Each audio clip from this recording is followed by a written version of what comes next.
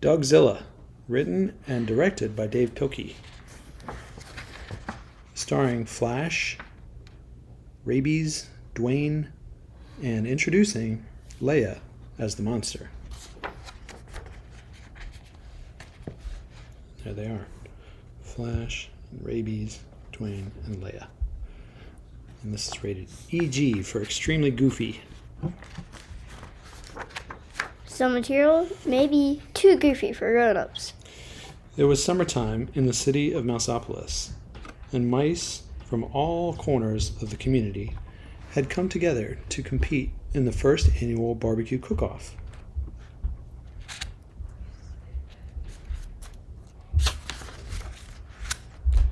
As the cook-off got underway, smoke from the hot grills lifted the irresistible scent of barbecue sauce over the rooftops of the city.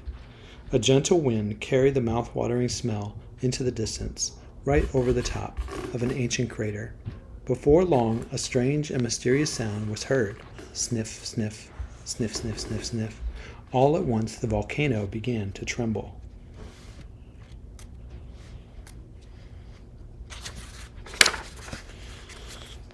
And suddenly, up from the very depths of the earth, came the most terrifying creature ever known to mousekind, the dreadful Dogzilla. Immediately, soldiers were sent out to stop the mighty beast. The heroic troops were led by their brave commanding officer, the Big Cheese. "All right, you old flea bag," squeaked the Big Cheese. "Get those paws in the air. You're coming with us."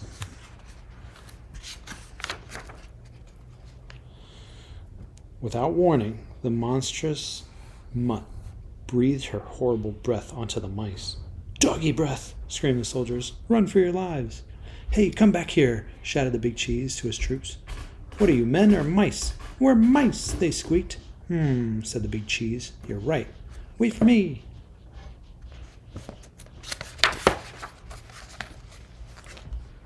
The colossal canine followed the soldiers back to Mouseopolis, licking up all the food in her path. Afterward, Dogzilla wandered through the city streets, doing those things that come naturally to dogs.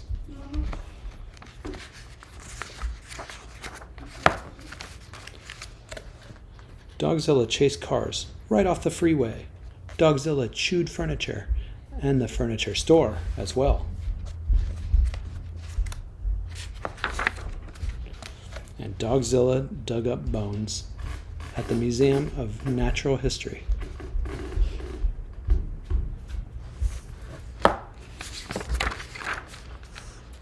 Meanwhile, the Big Cheese had organized an emergency meeting with one of the city's greatest scientific minds, Professor Scarlett O'Hary.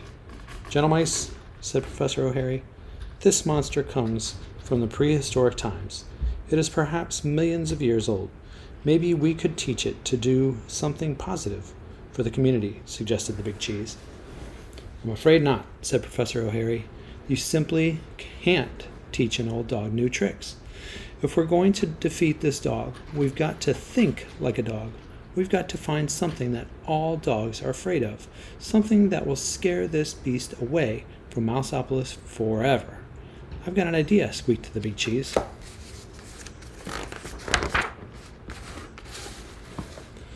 Within minutes, the mice had assembled at the center of town. "All right, Dogzilla," shouted the Big Cheese. "No more Mr. Mice Guy. It's bath time." Suddenly, a blast of warm, sudsy water hit Dogzilla with tremendous force. The panicking pooch let out a burst of hot, fiery breath, and the chase was on.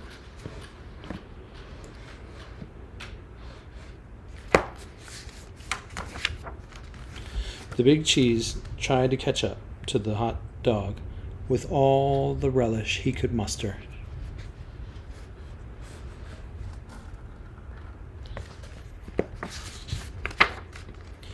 Dogzilla hightailed it out of town and back into the mouth of the ancient volcano.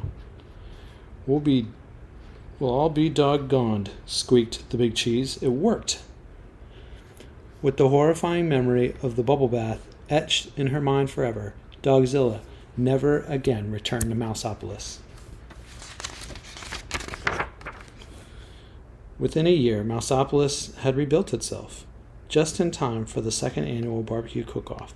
The mice of Mouseopolis fired up their grills, confident that they would never see or hear from Dogzilla again. However, there was one thing they hadn't counted on. Puppies! The end.